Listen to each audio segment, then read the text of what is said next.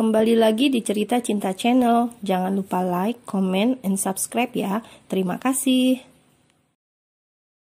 Di dalam bus, Cinta menangis. Tubuhnya gemetar, takut jika Rangga menemukan dirinya.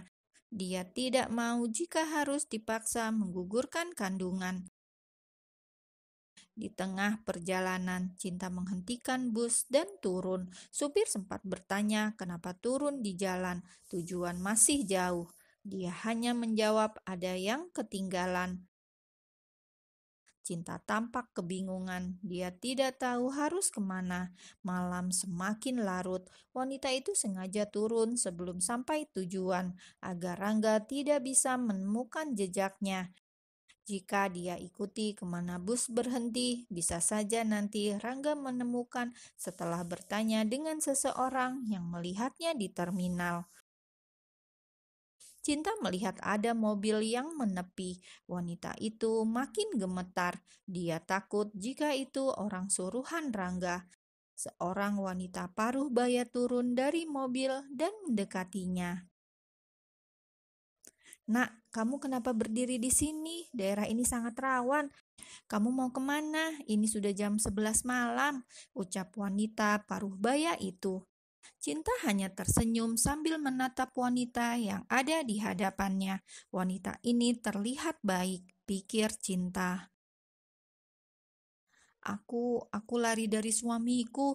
Dia mau menggugurkan kandunganku," ucap Cinta terbata. "Kasihan sekali kamu, Nak. Ayo masuk ke mobil ibu, takut nanti suamimu melihat kehadiran kamu di sini." Wanita itu lalu mengajak Cinta masuk ke mobil. Dia meminta supir segera menjalankan mobilnya. Di dalam mobil, Cinta hanya diam, masih bingung dan tidak percaya dengan apa yang terjadi. Ibu yang membawa Cinta itu juga hanya diam. Sesekali tampak dia mencuri pandang pada Cinta. Wanita paruh baya itu tampak masih sangat cantik dengan dandanan elegan. 1 jam perjalanan, mobil memasuki sebuah rumah mewah. Cinta melihat itu tanpa kedip. Mobil berhenti di garasi yang terdapat beberapa mobil mewah. "Nak, kita telah sampai. Mari," ajak ibu itu. Cinta keluar dari mobil dan mengikuti langkah wanita paruh baya itu. Saat memasuki rumah, Cinta makin dibuat takjub. Isinya sangat mewah. Rumah itu terlihat sangat indah dan tertata sangat rapi. "Duduklah dulu, ibu minta bibi buatkan minum untukmu. Kamu pasti haus." Ibu itu lalu menuju dapur. Mata Cinta menatap ke seluruh bagian rumah. Di dinding terdapat foto keluarga ibu itu. Tampak di bingkai ada 4 orang. Sepertinya 2 orang anaknya, laki-laki dan perempuan. Ibu tadi muncul dengan 2 gelas air dan sepiring kue. Dia mempersilahkan Cinta mencicipi. "Terima kasih, Bu," ucap Cinta dengan ramah. Cinta langsung meneguk minum hingga kandas. Dia memang merasakan haus. Sejak melarikan diri dari Rangga, perutnya belum terisi apapun. Ibu itu menatap Cinta tanpa kedip. Saat keduanya diam, terdengar bunyi suara dari perut Cinta. Wanita itu memegang perutnya dengan tersenyum malu. "Kamu lapar? Belum makan dari tadi? Bukankah kamu sedang hamil?" tanya ibu itu. Cinta hanya menjawab dengan menganggukkan kepalanya. "Kamu harus makan, nanti takutnya pengaruh pada kehamilanmu," ucap ibu itu. Ibu itu memanggil nama seseorang. Dari dapur muncul seorang wanita paruh baya dengan penampilan sangat sederhana, mungkin yang bekerja di rumah ini. "Bi, tolong ambilkan nasi lengkap dengan lauknya, bawa ke sini," ucap ibu itu. "Baik, Bu," jawab wanita yang datang dari dapur yang dipanggil Bibi.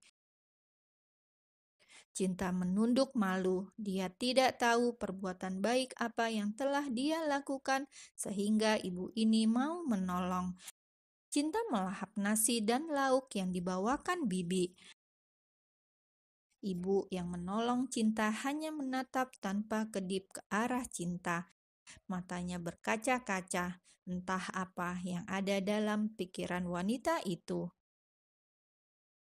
Cinta meletakkan piring yang telah kosong isinya ke meja. Dia tersenyum ke arah ibu itu.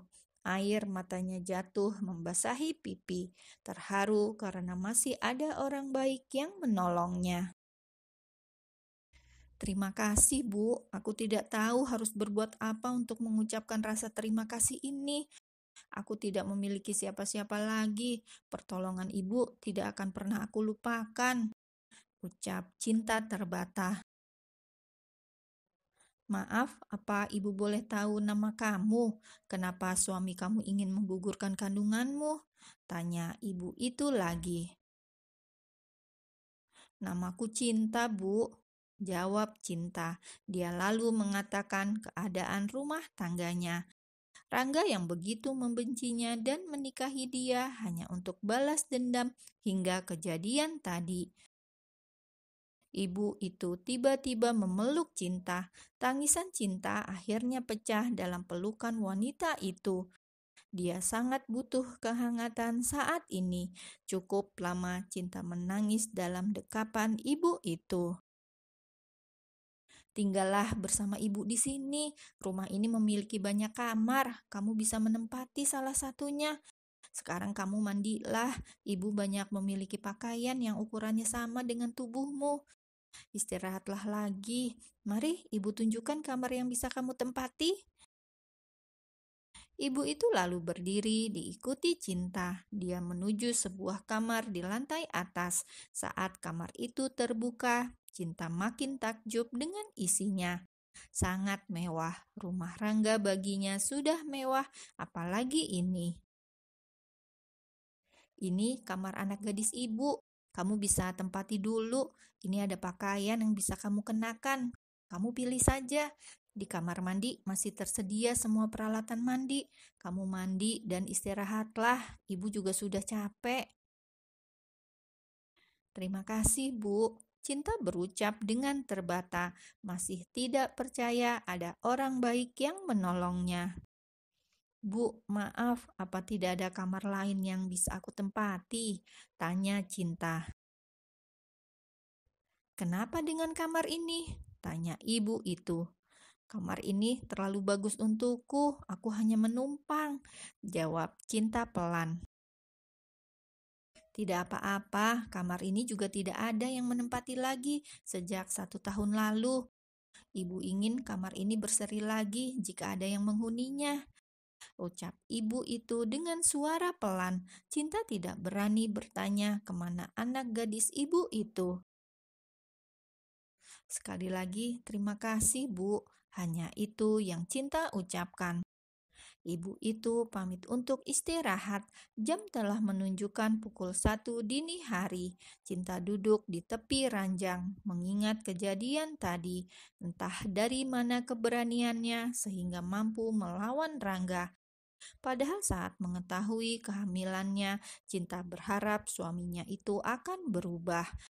Namun harapannya tidak terkabul. Mungkin memang perpisahan inilah yang terbaik bagi mereka. Maaf bila aku mundur saja, sudah terlalu banyak sabar yang sia-sia. Aku keliru berpikir kau akan berubah seiring aku bertahan. Ternyata kau tak butuh sabar, melainkan aku yang kurang sadar. Seharusnya kulepaskan kau lebih awal agar tidak ada lagi manusia yang rela menyakiti dirinya sendiri demi seseorang yang perasaannya entah tumbuh untuk siapa. Ketika aku peduli dengan seseorang, aku tidak akan pernah bercanda. Begitu juga saat aku harus pamit. Aku punya hati dan juga punya kaki. Jika hatiku tidak dihargai, maka kakiku tahu caranya untuk pergi.